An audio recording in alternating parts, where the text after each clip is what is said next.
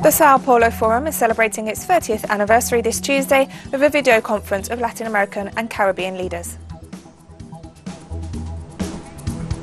Demonstrators in the US city of Portland continue to denounce repression by security forces. Millions of people have been affected by flooding in Bangladesh triggered by heavy monsoon rains.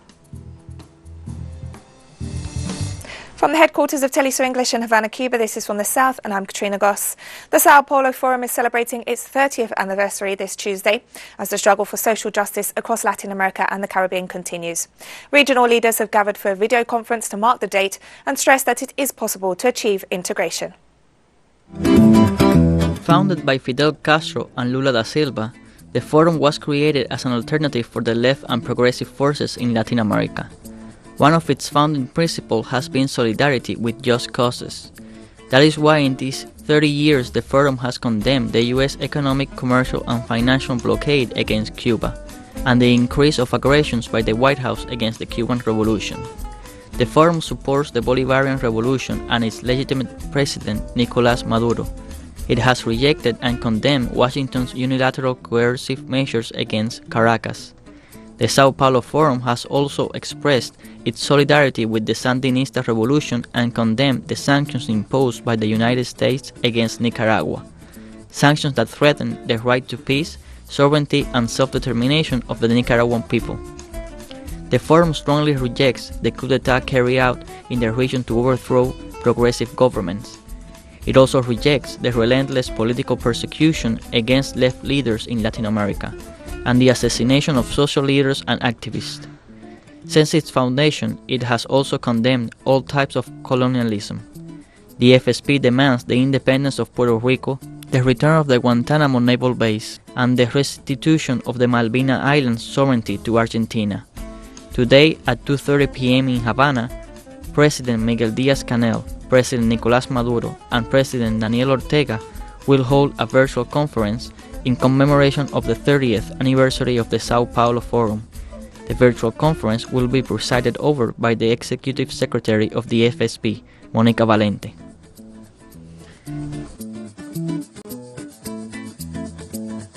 Venezuelan Minister of Foreign Affairs Jorge Arreza denounced that once again his country has been attacked in violation of the Vienna Convention on Diplomatic Relations as a result of the aggression against the Venezuelan consulate in Colombia's capital.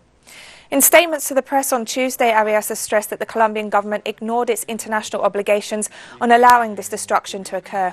The foreign minister showed video footage filmed at the consulate in Bogota, revealing the damages to the building as well as the indifference of Colombian authorities. Arreza also denounced that valuable works of art and documents of national interest to Venezuela were looted from its consulate. This Tuesday marks the 66th anniversary of the birth of Venezuelan leader and revolutionary Hugo Chavez. Chavez was born on July 28, 1954, in the state of Barinas. On February 4, 1992, he led the civic military rebellion against the neoliberal government of Carlos Andrés Pérez. Despite not having achieved its objectives, Chavez assumed his responsibility for the events of that day and became a popular figure among Venezuelans. He later went on to campaign for change in the country, leading to his election as president of Venezuela.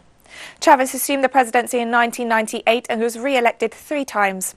A socialist and anti-imperialist, Chavez was inspired by Venezuelan independence hero Simón Rodríguez, Ezequiel Zamora and the liberator Simón Bolívar.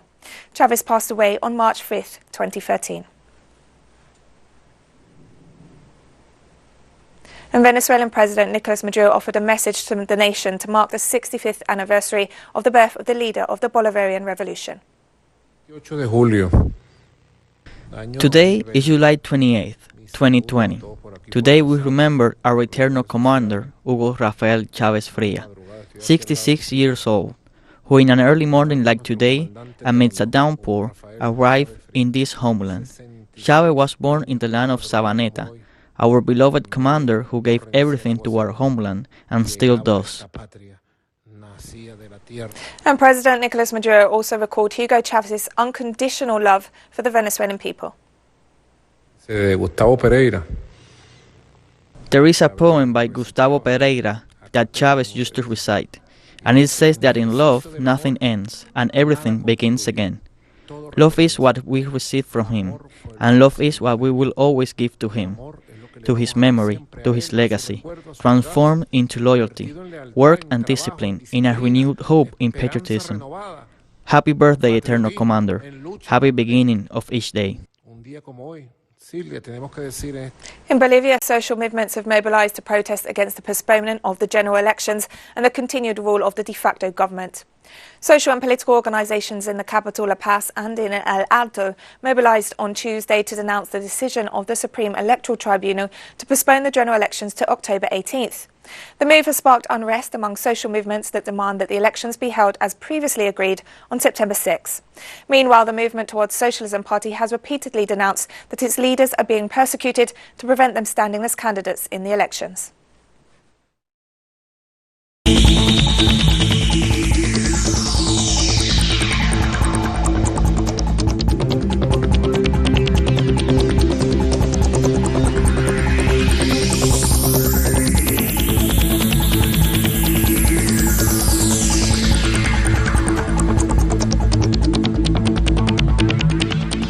National Director of Epidemiology at the Cuban Public Health Ministry, Dr. Francisco Duran, provided an update on COVID-19 figures this Tuesday. Well, Out of the 2,555 patients diagnosed with the disease, 114, 4.5%, are active cases and they are hospitalized. We regret the 27 deaths. In the last 16 days, our country has not reported any deaths. And Dr. Duran also reported on the number of patients who have recovered from COVID-19. With this discharge yesterday, 2,350 patients, 92%, have recovered from the disease. This is the situation in our country, as you can see, with an evolution that has positive markers. The National Weather Service based in the U.S. state of Florida issued a tropical storm warning for Puerto Rico on Tuesday morning as the system continued developing in the Atlantic Ocean, approaching the Caribbean. According to the National Hurricane Center, the system is forecast to pass near or over Puerto Rico on Wednesday night, with tropical storm conditions extending through Thursday morning. The Forecast Center also noted that the potential tropical cyclone will produce total rain accumulations of 3 to 6 inches, with maximum amounts of 10 inches across the northern Leeward Islands, the British and US Virgin Islands and Puerto Rico. The United States occupation of Haiti began 105 years ago on July 28, 1915, when over 300 US Marines landed at Port-au-Prince on orders of then US President Woodrow Wilson. We take a look back at this history of US interventionism in Haiti. The US government claimed that the purpose of the intervention was to keep the peace and help stabilize the Haitian government. However, the occupation lasted 19 years, and during that time, the US authorities controlled the republic through a Haitian puppet government. The elections that took place during the occupation were manufactured, and a treaty was approved by force and martial law was declared. Military tribunals were established, the press was censored, and the opposition was violently suppressed. The Haitian Senate was dissolved and the constitution was changed to a non-constitutional plebiscite. The intervention had been considered and planned by the US government long before it occurred. The real goals of the interventions were based on the US geopolitical perspective that considers the Caribbean as a matter of national security. The US Army withdrew from Haiti on August 14, 1934, after imposing a government close to its interests. In 2004, an uprising against President Jean-Bertrand Aristide was used again as a pretext for a new military occupation.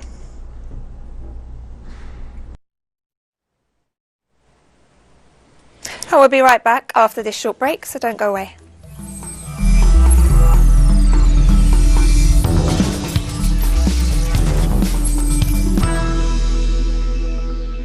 Welcome back to From the South.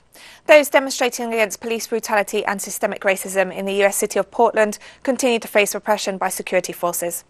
The protest has intensified following President Donald Trump's decision to send federal agents to control the ongoing demonstrations in some U.S. cities.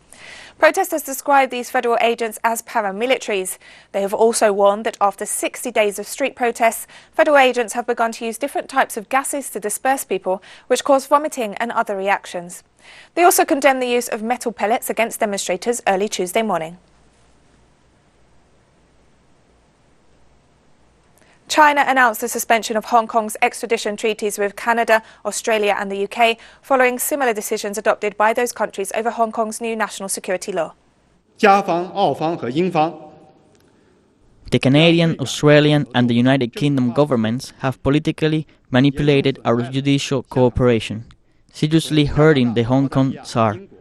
This is a wrong move which damages the foundation of the cooperation and deviates from its purpose of upholding justice and rule of law. Therefore, China has decided that Hong Kong SAR will suspend its agreement on surrendering fugitive offenders and mutual assistance for criminal matters with Canada, Australia and the UK. Speaking during the opening ceremony of the 5th annual meeting of the Asian Infrastructure Investment Bank this Tuesday, Chinese President Xi Jinping stressed that peace and development remain the theme of our times.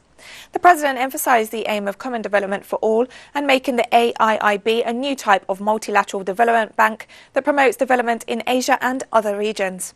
She noted that from the 57 founding members to today's membership of 102, spanning the 6 continents of Asia, Europe, Africa, North America, South America and Oceania, the AIIB has grown from strength to strength and provided nearly $20 billion in infrastructure investment to its members.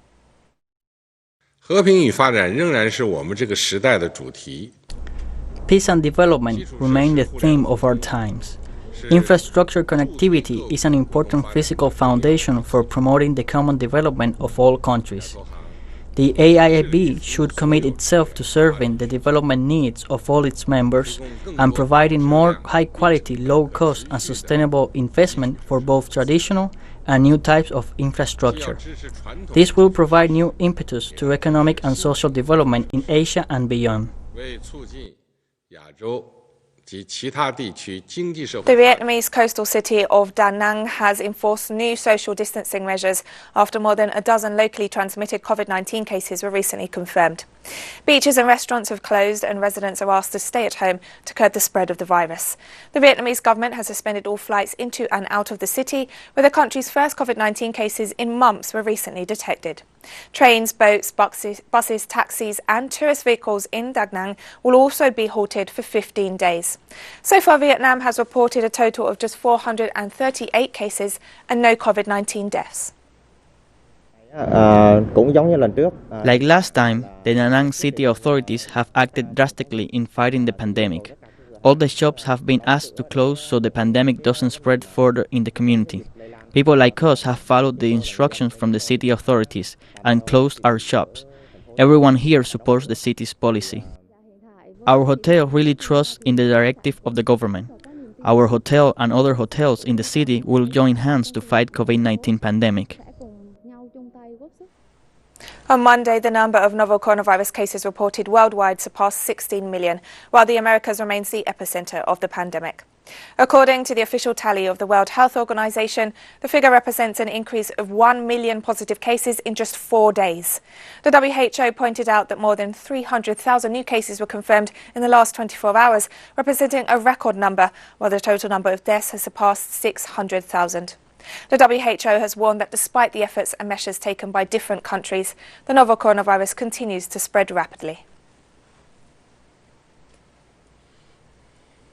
In Switzerland, face coverings have become compulsory in all shops in the city of Geneva, a measure that was previously implemented in other cities of the country. I think that out of safety and also out of respect for the population, for others, which is something that is a bit lost on people these days, the measures should have been adopted earlier, especially for stores and supermarkets, as was the case in other countries. I think in Switzerland we've been a bit lax on this. I think the measure will be effective in limiting transmission, but I also think that other measures are necessary, such as closing bars and nightclubs, because we can see that they are becoming clusters of contamination. And face masks have been mandatory on public transport in the European countries since July 6. To date, Switzerland has recorded over 34,000 COVID-19 cases and a death toll of almost 2,000. Germany's Disease Control Agency has voiced concern over rising coronavirus numbers in the country as authorities issued a travel warning against parts of Spain. The president of the Robert Koch Institute said that Germany had fared better than many of its neighbours in suppressing the virus and urged citizens not to squander the progress made.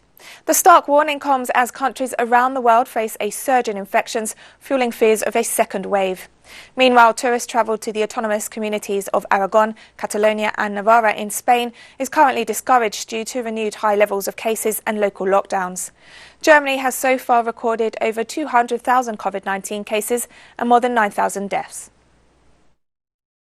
Beunruhigend. Wir sehen viele kleine Ausbrüche. We see a lot of small clusters growing in different places at the same time, and we see this becoming more frequent. We must prevent that the virus once again spreads rapidly and uncontrollably, and we can only do this together. We have more news coming up after this final short break, so stay with us.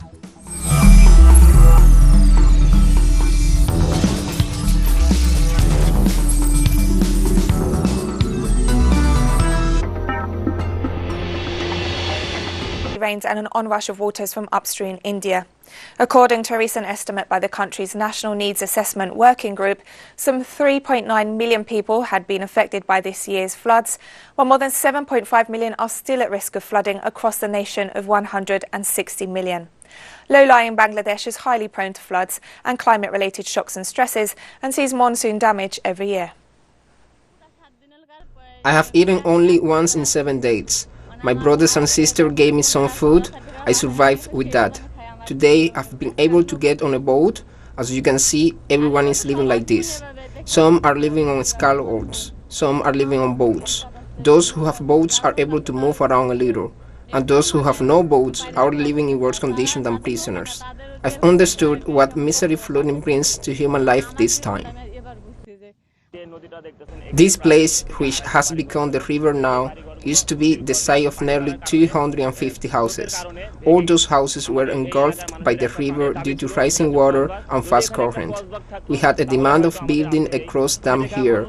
Had there been a dam here, all these poor people wouldn't have lost their homes and wouldn't have to live on roads like beggars. The International Organization for Migration reported that 3 Sudanese migrants were killed and 2 others injured in a shooting as they disembarked in Libya on Monday night. The International Organization for Migration said today that 3 Sudanese migrants were killed and 2 others injured in a shooting in the Qum's disembarkation point last night in Libya, after being intercepted at sea and returned to shore by the Coast Guard. The shooting occurred after more than 70 people were disembarked from a vessel. Staff from the IOM and Qum's said that local authorities started shooting when the migrants attempted to escape from the disembarkation point. The injured migrants were transferred to local hospitals, while survivors were moved to detention. The UN Refugee Agency deplored the tragic loss of lives and called for an urgent investigation following the shooting. Former Malaysian Prime Minister Najib Razak vowed to appeal a 12-year jail sentence handed down by a court on Tuesday after he was found guilty of crimes involving the multi-billion-dollar looting of the state-owned investment fund. Judge Mohammed Nasran Ghazali sentenced Najib to 12 years in jail on 1 count of abuse of power, 3 counts of criminal breach of trust and 3 counts of money laundering, as well as a fine of 210 million ringgit or about $49.4 million. This is definitely not the end of the world because there's a process of appeal and we hope that we would be successful then. So the effort will continue, and to my supporters, I hope they will continue to believe in me, believe in our struggle, and continue to be in positive and in high spirit. Lebanese Prime Minister Hassan Diab has condemned the dangerous military escalation by Israel in a statement read by the Secretary General of Lebanon's Higher Defense Council. Prime Minister Hassan Diab mentions that what happened yesterday in the south is an Israeli violation of Lebanon's sovereignty on all aspects. Therefore, what happened in the south is a dangerous military escalation that threatens the 1701 resolution. Prime Minister Diab added that the enemy, Israel, is trying to amend the task of UNIFIL in the south and the rules of conflict with Lebanon. Therefore, we must be cautious in the coming days because the enemy is repeating their attacks and there is fear that things would get worse in light of severe tensions at the border with occupied Palestine. And calm returned to the border area between Lebanon and Israel on Tuesday, a day after clashes and shelling were reported. The Israeli military on Monday claimed it had stopped an infiltration attempt by Hezbollah militants, which set off one of the heaviest exchanges of fire along the border since the 2006 war between the two countries. Nasser al-Qadiri, the mayor of the Lebanese village where most of the shelling took place, said the attack had killed many cattle and damaged their grazing land. Meanwhile, Prime Minister Hassan Diab warned Tuesday of an increase in tensions on the Lebanese border with Israel. In the Kenyan plains of the Masai Mara, the coronavirus pandemic has meant economic disaster for locals who earn a living from tourists coming to see Kenya's wildlife. Even before the virus arrived in Kenya in mid-March, tourism revenues had plummeted, with cancellations from crucial markets such as China, Europe and the United States. According to the Kenyan Tourism Ministry, the sector has lost $750 million this year, representing roughly half of the total revenue in 2019. In the Masai Mara, one of Africa's most highly rated wildlife reserves, the local Maasai community depends almost exclusively on tourism for its livelihood. Kenya has reported almost 18,000 COVID-19 cases and a death toll of over 200. If the landowners are not getting any revenue, they can't feed themselves, they can't send their kids to school, they would have no option but to look at other forms of land utilization. So whether that is fencing it off, whether it's selling it to people, and all those other alternate land uses don't go together with wildlife and elephants and big cats.